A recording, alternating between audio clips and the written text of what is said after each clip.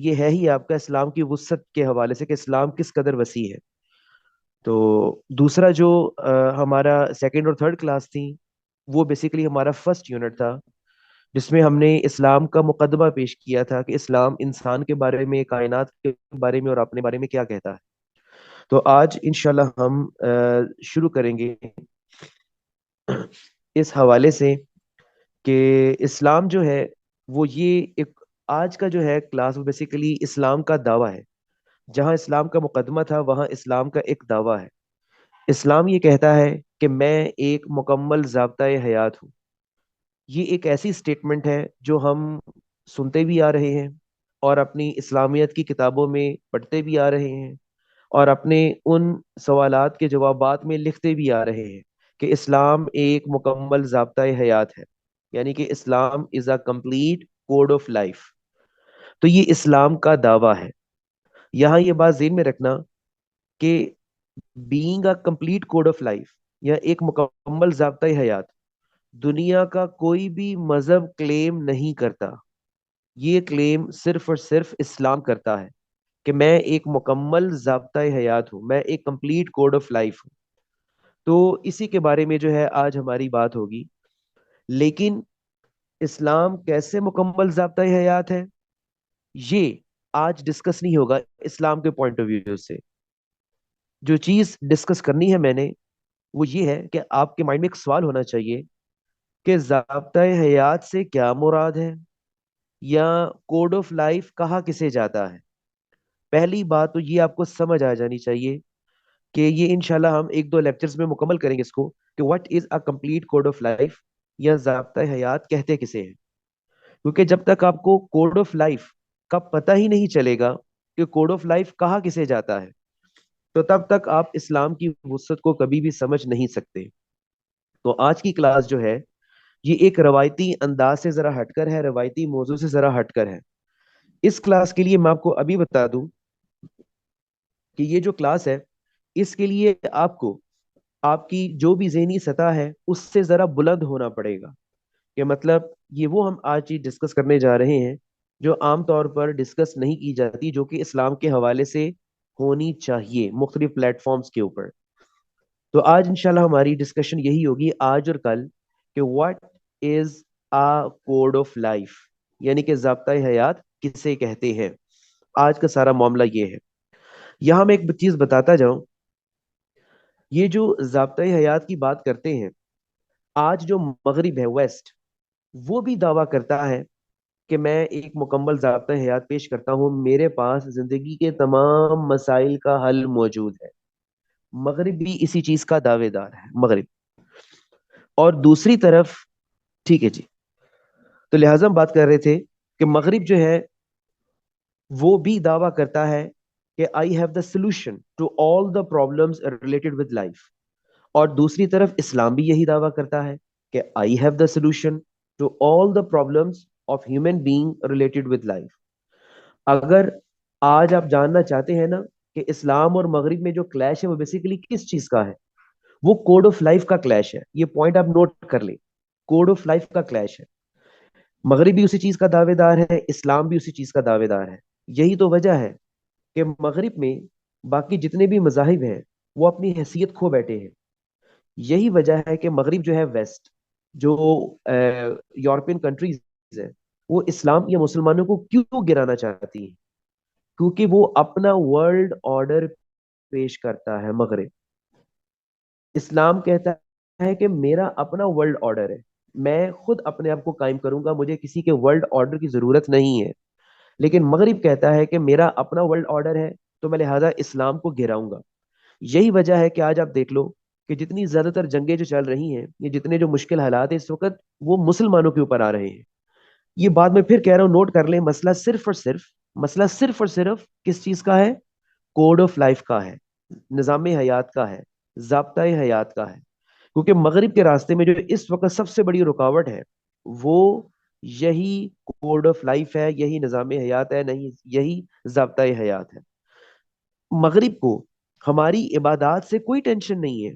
ہم 5 وقت کی نمازیں پڑھیں، ہم جمعے کے لیے جمع ہو، ہم تہجد کی نمازیں پڑھیں، ویسٹ کو اس سے کوئی ڈر نہیں ہے. वेस्ट को इससे कोई खौफ नहीं है। हम आप सल्लल्लाहु अलैहि वसल्लम को माने, वेस्ट को इससे कोई खौफ नहीं है। हम अल्लाह को एक मानते हैं, उसको इससे कोई खौफ नहीं है। सही जो क्लैश आता है, सही जो कॉन्फ्लिक्ट पैदा होता है मगरिब और इस्लाम का, वो इसी पॉइंट पर आता है, वे ऑफ लाइफ।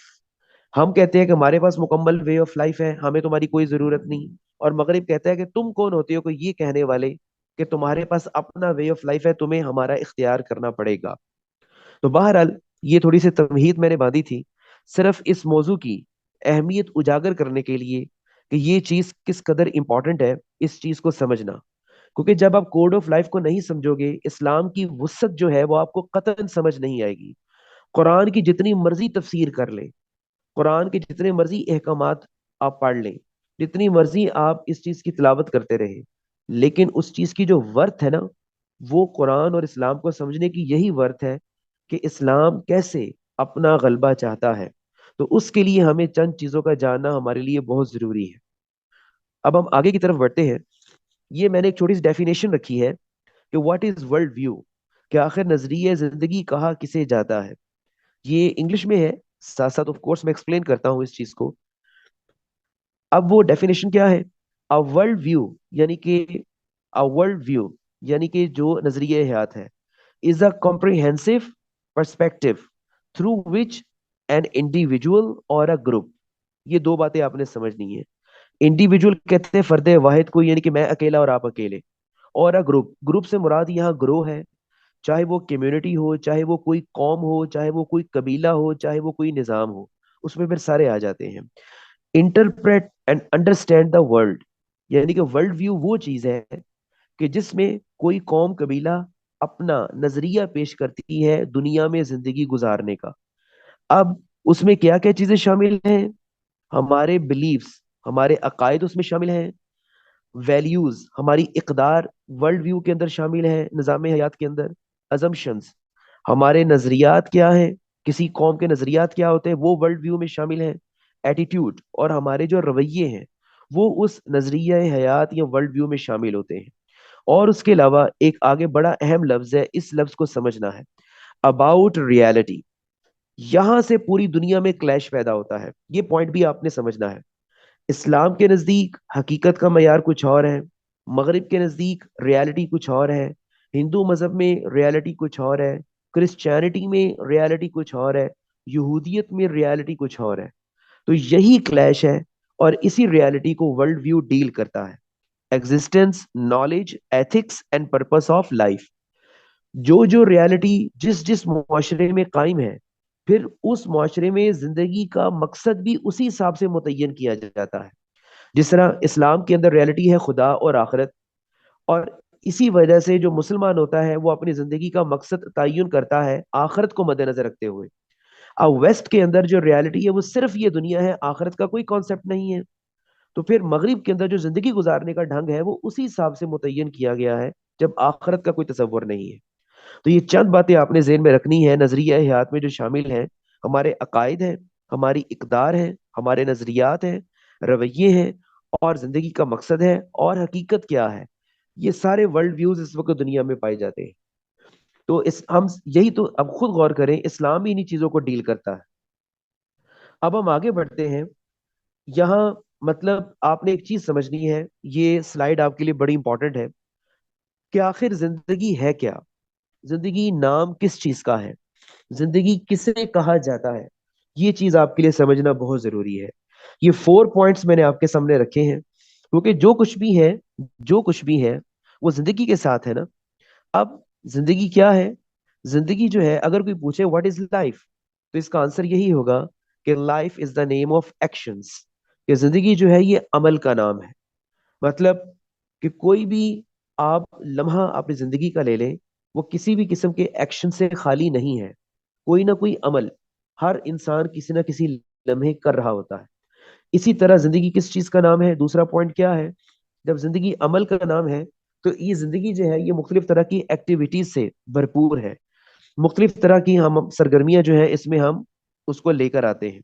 फिर उसके साथ साथ फिर एक बात तो और है, कि जब जिंदगी अमल का नाम है, तो हर कदम पर हमें मुख्तलिफ तरह के मसाइल का सामना करना पड़ता है।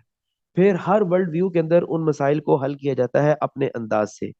फिर उन मसाइल का हल जो है वो तलाश किया जाता है। और यूं ही जिंदगी का सिलसिला जो है वो चलता रहता है। मतलब कि लाइफ जो है it is a name of actions, अमल का नाम है। और फिर यही अमल सरगर्मियां लेकर आती है। और फिर उन सरगर्मियों में हमें मुश्किलात का सामना करना पड़ता है। फिर हम उन मुश्किलात को हल करने की पूरी कोशिश करते हैं। और यूं ही जिंदगी का सिलसिला चलता रहता है। अब अगली जो पॉइंट है वो ये है कि हम जिंदगी को कितने हिस्सों में तकसीम करते हैं। अगेन ये चीज भी बड़ी इंपॉर्टेंट है, क्योंकि जितना आप जिंदगी को समझेंगे, जितना जिंदगी के मैकेनिज्म को समझेंगे, उतना ही बाद में आपको इस्लाम की ज्यादा समझ आएगी। अब जिंदगी जो है वो मैंने आपके सामने स्लाइड शो कर दी है। जिंदगी दो हिस्सों में तकसीम है। एक इनफरादी जिंदगी होती है, और एक इज्तमाई जिंदगी होती है। अब मैं एक एक करके दोनों को एक्सप्लेन करता हूँ। इनफरादी जिंदगी क्या है? इसका ताल्लुक इंसान का सिर्फ और सिर्फ अपनी जात और अपनी सोच के साथ होता है। कि इंसान अपनी जात में, यानी कि मैं और आप अपनी जात में कैसे हैं, हम अपनी जात में क्या सोच रखते हैं, हम अपनी जात में क्या नजरियात रखते हैं, और हम अपनी जात में जिंदगी के बारे में क्या अप्रोच रखते हैं, और हमारे जाती अकायद क्या हैं। ये हमारी इनफरादी जिंदगी है, जिसका ताल्लुक इंसान का सिर्फ अपनी साथ है, किसी और के साथ नहीं है। अब जिंदगी जो है उसका जो दूसरा हिस्सा है तकसीम के बाद, वो इज्तमाही जिंदगी है। अब मिसाल ले ले, इंसान जो है जितनी भी उसकी जिंदगी है, 40 50 60 70 साल, वो अकेले जिंदगी तो नहीं गुजार सकता। उसको इंसानी माशरे की जरूरत है, जिसमें सबसे पहले उस इंसानी माशरे में उसके मुख्तलिफ ताल्लुकात बनते हैं। सबसे पहले उसका ताल्लुक जो बनता है वो अपने वालिदैन के साथ बनता है, अपने बहन भाइयों के साथ बनता है। फिर अपने करीबी रिश्तेदारों के साथ है, फिर दूर के रिश्तेदारों के साथ बनता है। फिर उसका ताल्लुक अपने हमसायों के साथ बनता है, फिर दोस्तों के साथ बनता है, फिर अजनबियों के साथ ताल्लुक बनता है।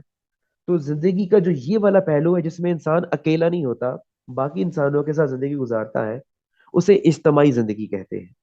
यानी कि जो नजरिया जिंदगी है, नजरिया है आज जिसकी हम डिस्कशन कर रहे हैं, वर्ल्ड व्यू, वो दो चीजों को लेकर चलता है।